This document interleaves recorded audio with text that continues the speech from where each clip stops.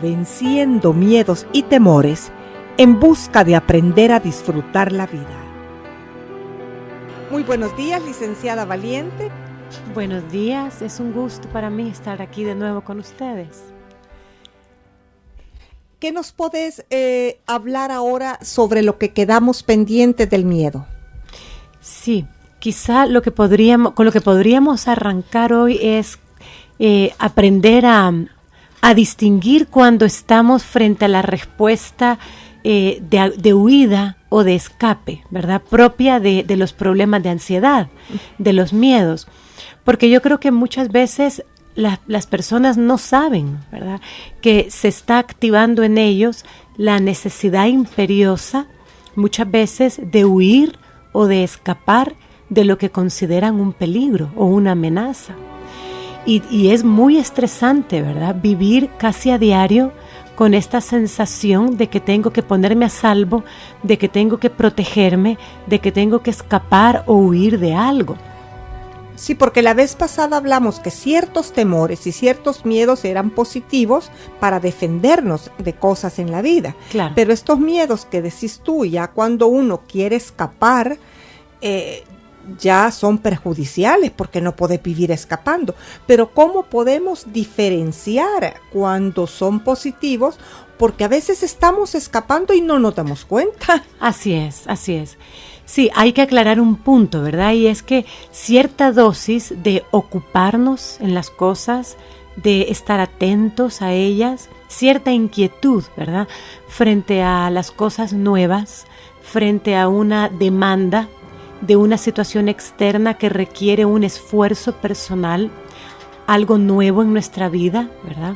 Hay ciertas situaciones que realmente necesitan que estemos más atentos, que estemos como más ágiles, la mente más abierta, más lúcida, necesitamos dar respuestas más rápidas. Entonces, esos son momentos en los que ese tipo de ansiedad es positiva, porque nos permite adaptarnos. Quizá la diferencia está en cuando la ansiedad nos permite adaptarnos mejor a las exigencias del medio, ¿verdad?, de la vida cotidiana, y cuando no nos están permitiendo adaptarnos, sino todo lo contrario, nos bloquean, nos incapacitan para poder tener una vida plena, normal. Entonces, saber llegar a hacer esa distinción. Bueno, suponete que yo ya hice esa distinción porque veo que ya no me siento positiva, sino que me siento negativa. Sí. ¿Cómo puedo empezar a controlar eso? Sí. Lo primero quizás es aprender a conocer lo que estamos sintiendo, ¿verdad? Porque muchas veces nosotros no podemos manejar nuestras emociones, en este caso que hablamos pues de la emoción del miedo, muchas veces no la podemos manejar porque no la hemos identificado en nosotros. No nos hemos dado cuenta de que estamos sintiendo miedo o sentimos ansiedad, ¿verdad? No nos damos cuenta muchas veces de que estamos siendo víctimas de un cuadro de ansiedad. Y es por eso necesario aprender a identificar qué es lo que estamos sintiendo. Ahora, ¿cómo? Hay una necesaria introspección personal, ¿verdad? Un observarnos a nosotros mismos, apartar quizá un tiempo y empezar a hablar conmigo misma o conmigo mismo y preguntarme qué me está pasando, qué estoy sintiendo y por qué estoy sintiendo esto, ¿verdad? ¿Qué necesidades pueden estar detrás de lo que estoy sintiendo? Y poder entonces darme esa respuesta. ¿Estoy sintiendo miedo o tengo temor por esto? O por esto o por lo otro, ¿verdad? Encontrar la razón dentro de mí. Y una vez que encuentro la razón, puedo buscar entonces o ayuda en un profesional, en un amigo, en alguien que pueda apoyarme, en alguien que me escuche o en un profesional.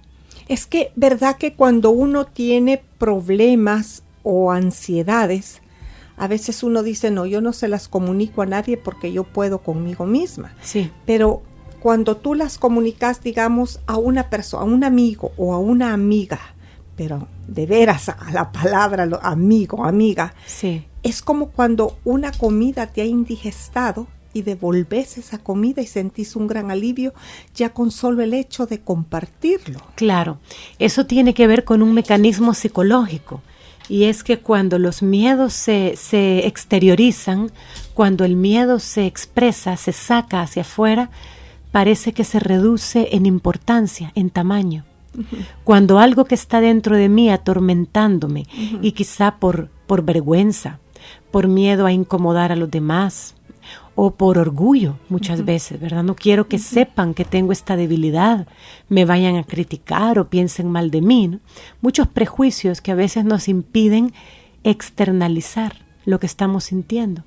Pero cuando damos ese paso de humildad y de valentía, de externalizar nuestro temor, nuestra preocupación, nuestro miedo, parece que lo colocamos en una perspectiva más objetiva y lo vemos más desde fuera. Y eso, simplemente eso, nos permite manejarlo mejor. Parece que se vuelve más manejable a nuestros ojos. Entonces, ese es un paso muy importante, poderlo sacar fuera y buscar a las personas o los mecanismos necesarios para poder hacer esto, ¿verdad? Pero con la persona indicada. Si Claro. va a ser una amiga que haya sido amiga tuya de toda una vida. Alguien maduro, alguien que sepa escuchar, es muy importante eso. Porque puede ser que lo que esta persona opine te confunda más. Claro. Te voy a leer algo que me escribió una sobrina mía hace unos años, cuando en un viaje me vio muy pensativa y me dijo, tía, ¿qué le pasa? No sé. Le dije, no sé qué tengo. Entonces me escribió esto de su puño y letra y decía, yo tenía un amigo que mis pasos seguía, mis planes y mis metas por él no conseguía, pero logré atraparle un día y le reclamé su cinismo, le destapé la cara y me encontré a mí mismo. Uh-huh. Muy interesante eso. Conocernos a nosotros mismos, ¿verdad? Porque casi siempre uno dice, es que yo tengo miedo porque fulano me amenazó, porque fulana me hizo esto, porque la calle en que vivo no es segura. Pero tu miedo interno jamás lo conoces, no, nunca, siempre lo escondes. Tendemos a culpar a lo de fuera, ¿verdad? O a las personas o a la situación que estoy viviendo. Entonces la responsabilidad siempre se coloca en el exterior, en los demás. Y de esa manera no asumo mi propia responsabilidad de tratar con mi problema, ¿verdad? Es mío, lo tengo, como tú has dicho, dentro. Y si está dentro, yo soy la persona encargada de descubrirlo y de empezar a buscar soluciones, ¿verdad? Es cierto que muchas veces el desencadenante de un estrés intenso que nos va a llevar a la ansiedad puede ser una causa externa, pero cómo yo la manejo, ¿verdad? Cómo yo trato con esto, esa ya es mi responsabilidad. Ahí ya estamos descubriéndonos a nosotros mismos, ¿verdad? Y enfrentándonos a nosotros mismos. Y eso es lo que más nos cuesta. En el programa pasado dijimos que más vale conocerse a uno mismo que conquistar todas las naciones del mundo. Sí. Esto lo dice un libro sagrado. Así es. ¿Qué opinas de eso? ¿Crees que es posible llegarse a conocer uno mismo a profundidad? Es posible, pero es un reto que no todos consideran valioso o capaces, ¿verdad?, de llevarlo a cabo. Sin embargo, es posible. Porque yo creo que ahí está la sanidad emocional, la sanidad del alma, ¿verdad? Nunca vamos a ser seres perfectos, pero sí podemos llegar a ser la mejor persona que podamos ser, cada uno de nosotros. Y tiene que ver con eso. Descubrirme a mí mismo o a mí misma, llegar a entender lo que me ocurre. A veces no podemos evitar sentir lo que sentimos. A veces hay motivos reales para tener temor, para tener ansiedad. Pero ¿cómo yo voy a tratar con eso? ¿Cómo lo voy a manejar? ¿Cómo voy a gobernar mis pensamientos? ¿Y cómo voy a dominar mis emociones? ¿Y cómo eso me va a afectar en mi vida personal y en mi relación con los demás? Eso es responsabilidad mía. Y el ser humano tiende siempre a echar fuera, para no mirar hacia adentro. Quizá porque nos da angustia descubrir cosas que no nos gusten de nosotros mismos. Sí, porque yo hace muchos años me quedé mucho tiempo sola y me dio lugar, me dio chance, digámoslo. En buen salvadoreño. A poderme ver a mí misma cuando estás sola o pasas mucho tiempo sola, pero yo descubrí cosas bien feas, yo descubrí cosas que me asustaron y dije, quise encontrar excusas. No, yo no soy así. Qué barbaridad, yo no soy así. Entonces, empecé a tratar de cambiar y al empezar a tratar de cambiar, empezó a cambiar mi vida completamente. Claro, porque es un acto de valentía y de humildad, ¿verdad? Porque cuando yo empiezo a ver eso que tú has dicho, no me gusta lo que estoy viendo en mí, ¿sí? ¿Verdad? No me gusta esta parte de mí. Tendemos a ser muy críticos y muy jueces, castigadores de nosotros mismos. Entonces la tendencia muchas veces cuando descubro mis debilidades o mis emociones que me hacen sentir débil, me tiendo a autorrechazar, a autocastigarme. Y quizá por eso no queremos ver hacia adentro.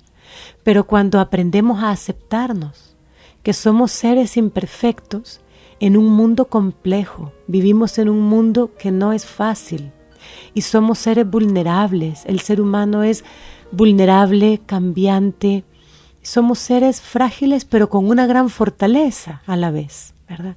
Somos seres de contrastes. Entonces cuando nos aceptamos en nuestra totalidad y decimos, me acepto, pero tengo una parte de mí que no me gusta o que no funciona bien. Una parte de mí que necesita crecer, que necesita cambio, que necesita madurar.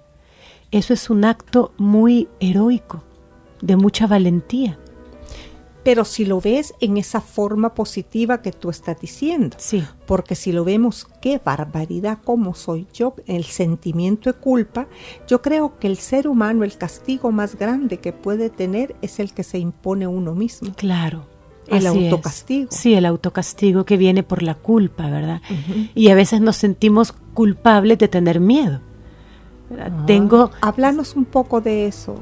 Sí, la culpabilidad que se produce cuando a lo mejor yo tengo que ser responsable de la familia. En el caso, por ejemplo, se me ocurre de madres solteras, ¿verdad?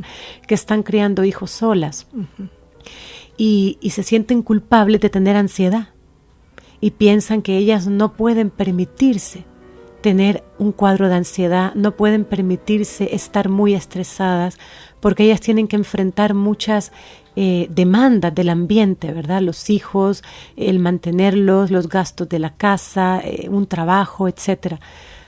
Y se autocastigan por sentirse vulnerables o sentirse débiles, como algo que no deberían sentir, que no se pueden permitir sentir. Entonces esto las bloquea.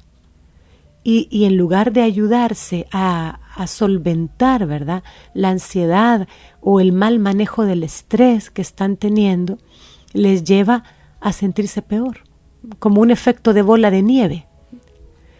Y eso definitivamente puede terminar enfermando, ¿verdad?, lo que son las enfermedades psicosomáticas. Entonces, el permitirnos decir, bueno, tengo grandes responsabilidades en la vida o tengo un problema grande con el que tengo que tratar y es algo real, pero me puedo permitir reconocer que estoy asustada o estoy asustado o tengo miedo o esto me ha provocado ansiedad. Lo reconozco, me acepto aún con esto y voy a buscar las formas de mejorar, ¿verdad? Y de que esto sea manejable y no que la emoción me desborde, sino que yo controlar mis emociones. Sí, me acepto, yo he sido así por situaciones, me disculpo, estoy bien, pero voy a tratar de mejorar. Exacto. O sea, en una forma positiva. Ese quizás sería un primer paso, ¿verdad? Importante, porque es como abrir una ventana. Nos abre la ventana a la inteligencia que Dios nos ha dado para que usemos esa inteligencia en favor nuestro, ¿verdad? Para nuestro automejoramiento. Entonces, una vez que hacemos este reconocimiento, podemos ya pasar a razonar los motivos de mi ansiedad, ¿verdad? Una vez que la he identificado, la he reconocido, la acepto que yo puedo estar sintiendo esto, ahora empiezo a razonar los motivos de mi ansiedad, ¿verdad? ¿Por qué estoy así? Entonces, un primer criterio de razonamiento, ¿verdad? Que nos puede, o de racionalidad, que nos puede ayudar es lo que nosotros llamamos en psicología el criterio de objetividad. Y como su nombre lo dice, es buscar motivos reales, objetivos, ¿verdad? Buscar evidencias reales a lo que yo estoy temiendo, a mi pensamiento de temor. Si eso realmente tiene un cumplimiento en la realidad o si solamente yo estoy agrandando un temor en mi cabeza, dándole mucha más importancia de la que en la realidad tiene y empequeñeciendo mi capacidad de manejarlo. Bueno, pero para manejar eso necesitamos inteligencia. Sí. ¿Cuál es la diferencia entre inteligencia y sabiduría, licenciada? Quizá la sabiduría tiene que ver no solo con nuestra inteligencia como coeficiente de inteligencia, ¿verdad? Tiene que ver también con la inteligencia emocional. Uh-huh. No solo que yo entienda y pueda tratar con el ambiente y poder procesar la información que me viene del exterior, ¿verdad? Que esa sería la inteligencia, sino que también ser inteligente con las emociones. Saber entenderme, entender a los demás, saber estar en el mundo de la mejor manera posible. Entonces, esa mezcla de inteligencia e inteligencia emocional, esa mezcla es la que nos hace sabios. ¿Y eso lo vamos adquiriendo con disciplina o en qué forma podemos ir adquiriendo eso y haciéndolo crecer? Es un autoenriquecimiento, ¿verdad? Que viene de muchas formas. Uh-huh. La lectura, el conocer, el conocimiento nos abre mucho las ventanas de la inteligencia. Entonces, el ser personas que tengamos hambre de saber, de conocer acerca de los temas, de las cosas, ¿verdad? Luego, el poderlo aplicar a nuestra vida práctica. Esto que yo he leído, esto que sé, ¿cómo lo puedo aplicar? ¿Cómo lo puedo hacer real en mi vida? ¿Verdad? No solo que se quede en conocimiento, y tener ahí como en nuestra cabeza un cajón de mucho conocimiento, pero sin la vivencia práctica. Tenemos que aplicar lo que eso nos sirva en nuestra vivencia diaria y esa es otra forma de hacernos más sabios, ¿verdad? Y el conocer a los demás. El enriquecernos unos a otros en nuestras relaciones interpersonales. Eso nos hace sabios también, porque aprendemos de otros.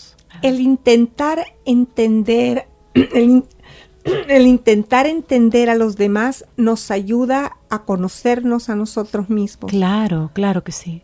Porque es mucho más fácil ver porque reflejado. Suena como un principio religioso, ¿verdad? Pero en realidad es un principio espiritual. Es un principio espiritual. Que los psicólogos han tomado como principio psicológico y es válido, pero su origen es espiritual, ¿verdad? Entonces vemos en los demás, nosotros vemos un espejo de nosotros mismos. Nos reflejamos, nos proyectamos en los demás. Entonces a veces es más fácil reconocer mis miedos en los demás que en mí mismo. Pero cuando yo estoy reconociendo los miedos en los demás, ahí está mi aprendiz de sabio, ¿verdad? Que así lo llama Bernabé Tierno, un psicólogo español. Él habla de que nosotros debemos aprender a ser aprendices de sabios. Entonces, en ese conocer a los demás, me puedo conocer a mí mismo. El miedo que estoy identificando en otra persona es el mío. Y un indicador de eso es que cuando vemos en alguien algo que nos molesta, es algo de nosotros mismos. Cuando yo veo en alguien un miedo que me da cólera, que eso me cae me lo mal. Dijo una persona hace poco.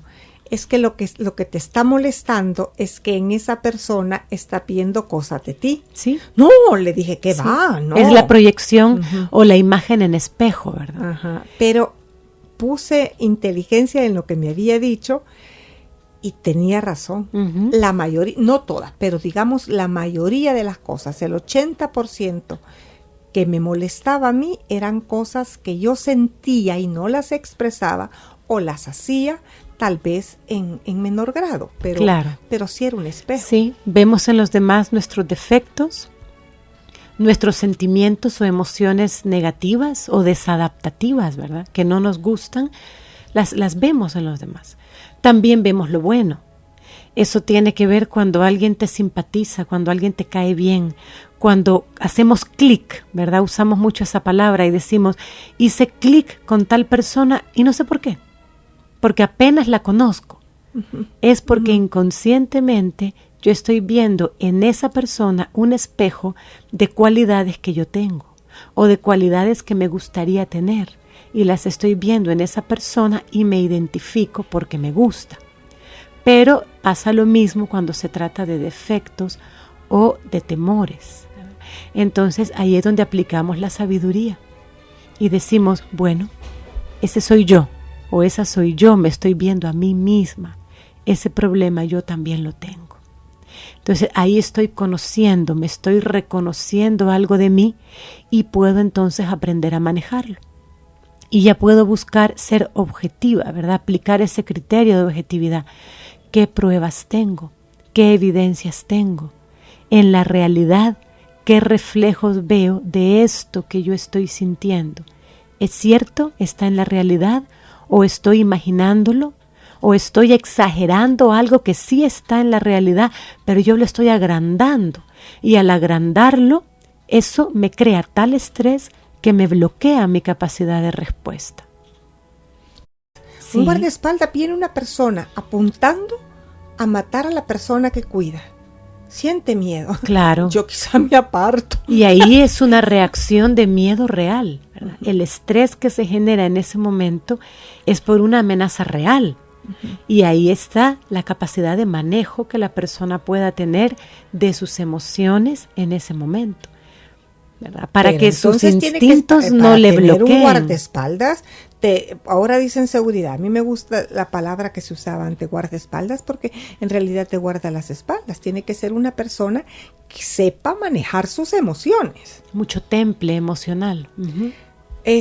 Fabiola, hemos recibido un correo de un señor que dice que su hija tiene 8 años y que no puede dormir si no es con la luz encendida, pero no una lamparita, es la luz del cuarto completa.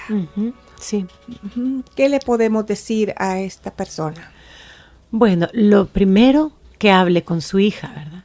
Que puedan sentarse tranquilamente y que pueda ella expresar qué está sintiendo, por qué lo siente, desde cuándo siente este miedo. Lo que decíamos antes al principio, que se le permita, que se le dé el espacio. Sin regañar, porque eso hacemos mucho los padres con los niños. Que se le permita el espacio para que ella exprese, saque fuera. El hecho de hablar de su miedo, de sacarlo fuera de su mente, lo hace más manejable. Eso lo vuelve ya más pequeño y más manejable porque se ve de manera más objetiva. El siguiente paso es tomar medidas. Primero puede acompañarse a la niña, alguien la acompaña mientras ella se queda dormida. Se le puede dejar una luz indirecta de su mesita de noche, del pasillo de la casa. Se le va dejando una luz cada vez más tenue. Disminuyendo poco a poco ese estímulo que ella ha tomado como una gran medida de seguridad, ¿verdad? Y que ella vaya comprobando de que lo que ella teme no ocurre.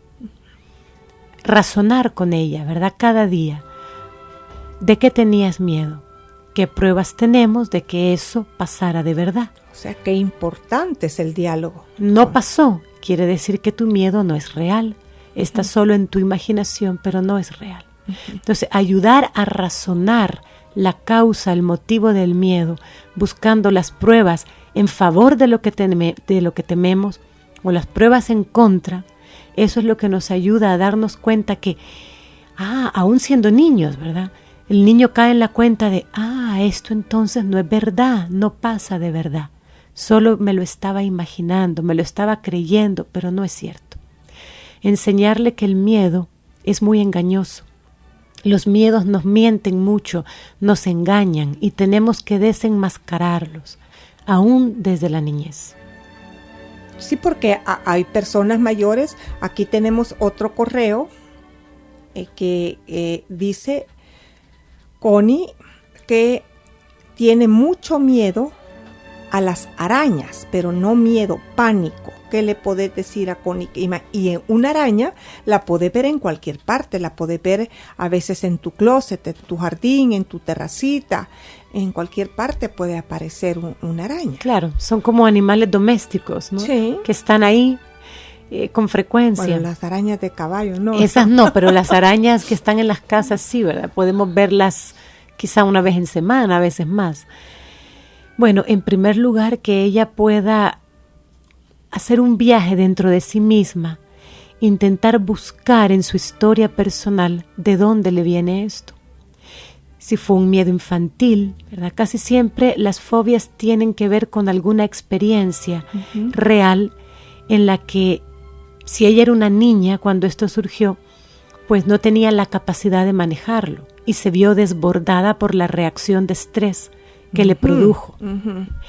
Entonces, poder ver en su pasado cuándo empecé a sentir esto, en qué momento de mi vida, qué pasó entonces, y ahora ella puede hablarse como adulta y decir, bueno, esto ya pasó, esto fue en un momento en el que yo era una niña, no tenía capacidad para entenderlo, para manejarlo, ahora sí, no tuve la capacidad de razonar en aquel momento, pero ahora sí, y puedo razonar que son animales inofensivos en su mayoría, ¿verdad? Los que están en las casas.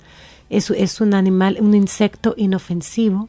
Si no tomo contacto con él, ni siquiera me va a dejar la pequeña ponzoña que pueden dejar algunas. Entonces lo razona. ¿Qué pruebas tengo en este momento? La adulta que yo soy, ¿qué pruebas tiene? ¿Qué evidencias tiene de que realmente es un animal peligroso para mi integridad física? Y va a empezar a razonar y a darse cuenta de que el miedo no tiene motivos reales, que ella ha estado magnificando algo que no tiene ese grado de importancia, no produce el grado de daño que ella le ha estado atribuyendo. Pero hay gente que le tiene miedo a algunos animales, a las culebras, a los perros. Que hay mucho miedo a los animales, a los ratones. ¿Qué te puede hacer un ratoncito? Pero hay gente, bueno, yo incluso a veces me he subido arriba de una silla por ver un ratoncito. Sí. ¿Y esos miedos qué son? ¿Qué son? Son fobias, ¿verdad? Porque es un miedo que me lleva a una evitación total o a un escape, a veces con una respuesta de pánico de ese animal. Pero esas fobias, por ejemplo, la de un ratón, esas fobias tienen un trasfondo diferente al ratoncito y yo lo traslado al ratoncito. No siempre. Algunas tienen sus orígenes en la infancia, ¿verdad? Porque hubo una experiencia real, donde hubo un modelo adulto que quizá también tenía este tipo de fobia y se aprendió. Ya sé. A mí en el kinder me encerraron en una bodega por media hora porque me porté mal. Eso se acostumbraba en este kinder. Sí. Y me encerraron por media hora y habían ratones. Esa es la causa, ¿eh? Ahí tienes. Fue una experiencia real en la que, siendo una niña, la situación de estrés, el significado, ¿verdad?, que se le daba a ese castigo era para que tuvieras miedo. El propósito era que tuvieras miedo y el miedo era el castigo. Entonces esto crea una especie de trauma. Impacta de tal manera la mente de una niña que se le escapa su capacidad de manejar la situación, se ve desbordada. Entonces ahí tiene origen esa fobia, en tu caso, y así en el de muchas personas. Fabiola, hay algunos psiquiatras y algunos libros que hablan de la teoría de rebalse. Sí, la inundación. La inundación. Unos le dicen inundación, otros le dicen rebalse. Sí. Explicárnosla porque... Bueno, esto consiste, el principio para quitar los miedos, para eliminarlos, se basa en el principio de exposición, y esta técnica se basa en el principio de exposición, es decir, que la persona que tiene temor de algo tiene que exponerse a lo que teme para que pueda comprobar que lo que teme no es real, no en el grado que ella lo piensa, al menos, ¿verdad? Que es mucho más manejable y mucho menos inofensivo de lo que la persona piensa. Pero para comprobar eso tiene que enfrentarse a lo que teme. O sea que si yo tengo miedo a los ratones, me van a poner en un cuarto lleno de ratones. Por ejemplo, eso sería en la inundación, en esta técnica de rebalse, que es exponer a la persona a su grado máximo de miedo, y que sufra un ataque de pánico o sufra varios, pero la persona termina comprobando que no va a ocurrir lo que teme. Personalmente no me gusta hacerlo tampoco. Así, ni a mí porque creo que funciona muy bien también. Puede ser una espada de doble filo. Sí, así es. Entonces funciona muy bien el exponernos gradualmente. Sí. Poquito a poco. Sí, es que en la vida todo es gradual. Sí, es un proceso. Así es. El principio de que todo es un proceso gradual, ¿verdad? Igual el exponernos a nuestros miedos, sobre todo los fóbicos, ¿verdad? Comprobar poco a poco, y cuando me siento cómoda, pasar a otro nivel de dificultad, y cuando me siento cómoda, pasar al siguiente, hasta que llego a superarlo. A veces se necesita ayuda guiada de un terapeuta para hacer esto. Muchas veces la persona puede hacerlo, ¿verdad? Puede autoguiarse en el proceso. ¿Y hay algún miedo de sentir cólera?